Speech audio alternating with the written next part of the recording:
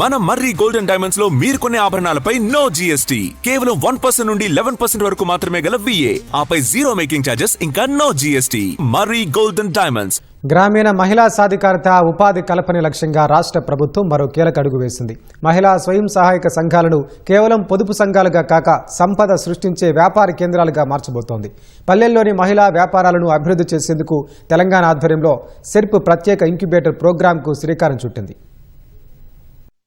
మహిళా సాధికారతకు ప్రభుత్వం పెద్దపీట వేస్తోంది. 1 కోటి మంది మహిళలను కోటీశ్వర్లను చేయడమే లక్ష్యంగా సరికొత్త కార్యక్రమాలను తీసుకొస్తోంది. ఇందులో భాగంగా బంజారాహిల్స్లోని కొమురం భీం ఆదివాసీ భవన్లో బిట్స్ పిలానీ టీ హబ్ సహకారంతో ఇంక్యుబేటర్ ప్రోగ్రాం ఏర్పాటు చేసింది. కార్యక్రమానికి ముఖ్య అతిథిగా హాజరైన మంత్రి సీతక్క 2 ఇంక్యుబేటర్లను ప్రారంభించారు. పాడి గేదెల కొనుగోలుకు 40% రాయితీతో పాటు ఇందిరమ్మ ఇళ్లన్నీ మహిళల పేరిట ఇస్తున్నామని సీతక్క తెలిపారు. నిరక్షరాస్యులైన మహిళల కోసం అమ్మకు అక్షరమాల కార్యక్రమం, వాళ్ల ముచ్చట్లు పంచుకునేందుకు త్వరలో ప్రత్యేక రేడియోను తీసుకురాబోతున్నట్లు వివరించారు. BITS Pilani and T hub వీరు సహకారంతో మనకు ఒక్కొక్క ఇంక్యుబేటర్గా మనకు 10 crores రూపీస్ అన్ని రాష్ట్రాల్లో ఒక్కొక్కటి వస్తే మన దగ్గర 2 రావడం జరిగింది. మా అక్కలకు ఏదో ఒక రూపంగా డబ్బుల వెసులుబాటు రావాలి, భారం ఉండొద్దు అని. మన రూటు, మన పుట్టుక గ్రామీణ ప్రాంతం, కానీ మన విజన్, మన బిజినెస్ గ్లోబల్గా ఉండాలి. మహిళా ముచ్చట ఒక రేడియోను కూడా తీసుకురావాలి, ఎక్కడున్నా వినాలి, చూడాలి. సో అలాంటి కార్యక్రమాన్ని కూడా మేము సెర్చ్ చేస్తున్నాం, అది కూడా తొందరలోనే తీసుకొస్తాం.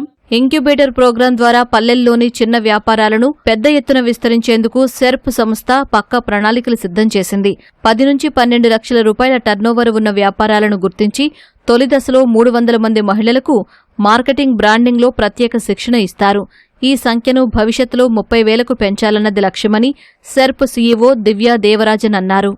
మనం ఎప్పుడు మనల్ని పొదుపు సంఘం అని అనుకొని ఉండేవాళ్ళం. ఇప్పుడు మనం బిజినెస్ సంఘాలుగా మారాలి అని మనము అనుకోవాలన్న ఒక మంచి ప్రోగ్రాం ఇది. సో మీ దగ్గర ఉన్న చిన్న వ్యాపారాన్ని ఇంక్యుబేట్ చేసి పెద్ద వ్యాపారాలుగా మార్చడమే ఈ యొక్క ఉద్దేశం. సో మీరందరూ కూడా దీంట్లో అప్లై చేసుకుంటూ ఎవరికి 10 లక్షల నుంచి 12 లక్షలకైనా ఎక్కువ టర్నోవర్ ఉందో వారు అప్లై చేసుకుంటే కనుక మీ యొక్క చిన్న వ్యాపారాన్ని ఒక మీడియం స్కేల్కో పెద్ద స్కేల్కో తీసుకొని వెళ్ళడానికి ఒక పెద్ద సైన్యం, ఒక పెద్ద బృందమే ఇక్కడ కూర్చున్నారు.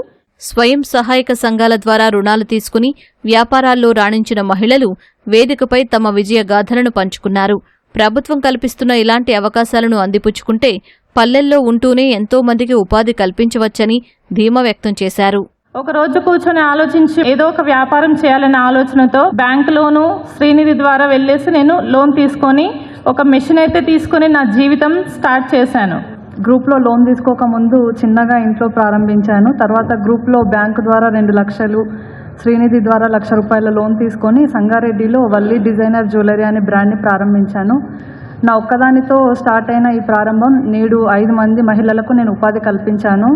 జీవనోపాధుల గురించి చెప్తుంటే నేనెందుకు ఎలా చేయకూడదు అనే ఒక భావన కలిగి ఫస్ట్ నేను 2019లో కోల్డ్ ప్రెస్ ఆయిల్ తయారు చేస్తూ ఆదాయంతో పాటు మళ్ళీ మిల్లెట్స్ యూనిట్ పెట్టాను. జమ్మికుంటలో 14 లక్షల టర్నోవర్ జరుగుతుంది. 10 మందికి ఉపాధి కలిగిస్తున్నాను. నేను ఇంత ముందు కొన్ని రోజులు నేను చేపలు అమ్ముకున్నాను. నాకు ఇప్పుడు మత్స్య సంపద యోజన పథకం కింద ఫిష్ అవుట్లేక్ బండి వచ్చింది. దాంట్లో నేను పచ్చళ్ళు పెట్టి అమ్ముకుంటాను. ఇప్పుడు ముందుకు సాగుతాను, ఒక్కొక్క అడుగు వేసుకుంటా. రాష్ట్రంలోని స్వయం సహాయక సంఘాలు కేవలం పొదుపుకే పరిమితం కాకుండా ఉద్యోగాలు సృష్టించే దిశగా అడుగులు వేసి తమ వ్యాపారాలు మరింత బలోపేతమయ్యేందుకు దోహదపడతాయని మహిళలు ఆశాభావం వ్యక్తం చేస్తున్నారు.